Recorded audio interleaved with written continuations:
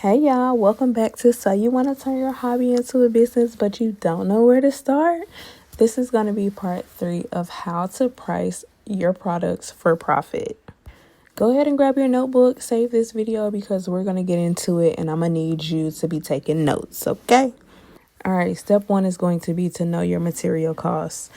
First, you have to calculate your raw materials. That's going to be your yarn. As a business owner, you should be keeping some type of record, an Excel spreadsheet, a notebook, something of what it takes to make whatever you're selling. So, for example, if I'm selling chunky knit cardigans, I know for a size medium, it will take maybe 12 skins of yarn B to make a cardigan. Or if I'm using Burdette yarn, it might take me 10 skins.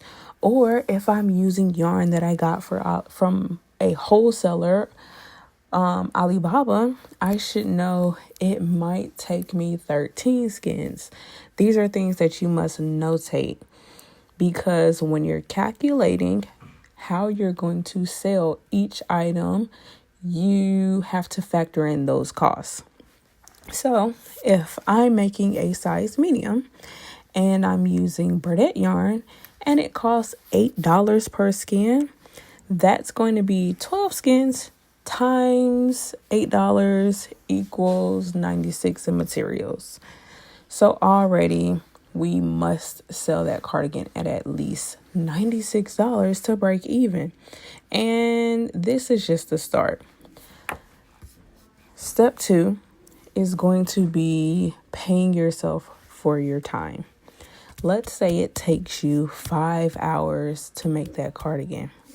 If you pay yourself $25 an hour, and I'm not saying that you should, or this is the baseline, again, this is just an example, but if I want to pay myself $25 an hour and it took me 5 hours to make that cardigan, that's $125 for labor.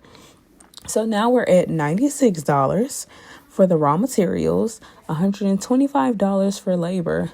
That equals $221. And that's before fees and profit. Step 3 is going to be to add our overhead and business costs. This is going to include things like our website fees, Etsy transaction fees, packaging, shipping supplies, marketing, taxes. All of these things cost money. So, for example, in all of my packages, I have custom care cards. I have a little thank you bag that's full of stickers, business cards, all of these little things. You also have to account for your shipping bag. So, for example, if I buy a pack of 24 shipping bags from Amazon, they cost $26.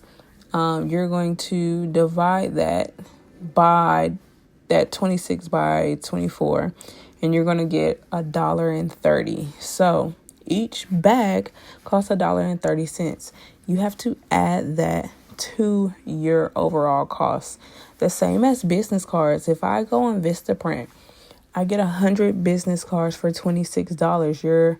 That's 26 cents per business card that I'm adding to each order. I do stickers. If I get 40 for $48, that's $1.20 per sticker that I'm sticking in. Care cards are also expensive. $60 for 100. That's 60 cents per card. So all of these fees, the tags that you put in, the bags, like all of these things you have to add to each order. So let's just say my marketing cost is $20. So you're going to add that to that $221, and that's going to be $241. So now step 4 is to add profit. So yes, profit is separate. We've had material costs.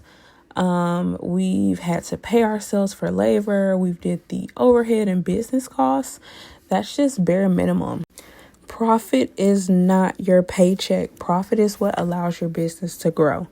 A healthy profit margin is typically 20 to 40%. So let's just say we're going to add 30% of that 241, which is about $72. So you're going to add that $72 to the 241. That's going to be $313. Your final price, that cardigan should be around $300. Not $150, not $175 because you're nervous, not $200 because it feels expensive. $300 based on the numbers that we just went over. That's because that's what the math says. If your pricing makes you uncomfortable, it's probably correct. If your pricing makes everyone comfortable, you're probably undercharging. Price is for sustainability, not validation. I need you to stop guesstimating your prices and do the math over your feelings. Profit is not greedy. Let's keep in mind that hobby money is not CEO money. If this helped you out even in the slightest, give me a like, drop me a comment, and show some love. Thank you. Bye.